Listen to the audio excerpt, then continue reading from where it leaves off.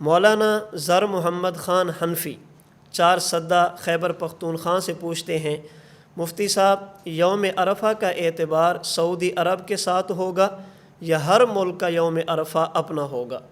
مولانا زر محمد صاحب، یوم عرفہ ہر ملک کا اپنا ہوگا۔ ایک ملک کے یوم عرفہ کا تعلق دوسرے ملک کے یوم عرفہ کے ساتھ نہیں ہوگا۔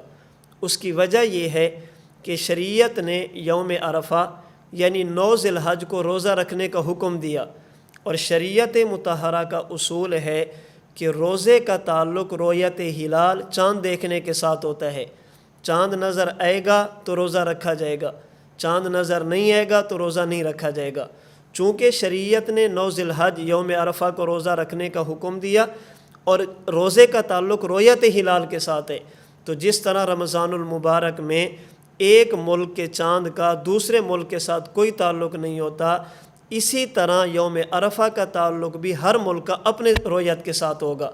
اس لیے سعودی عرب کے ساتھ یا کسی اور ملک کے ساتھ اسے نہ جوڑا جائے، بلکہ جہاں پر جس تاریخ کو چاند نظر آ جائے اسی حساب سے یوم عرفہ شمار ہوگا۔ پاکستان کا یوم عرفہ انشاءاللہ جمعۃ المبارک کے دن 9 ذی الحج بنے گی، اور یہ بھی بہت فضیلت کا دن ہے، جمعہ کا دن بھی ہے، یوم عرفہ بھی ہے، 2 فضیلتیں اکٹھی ہو جائیں گی۔ تو پاکستان کے یوم عرفہ کا سعودی عرب کے یوم عرفہ کے ساتھ کوئی تعلق نہیں ہوگا۔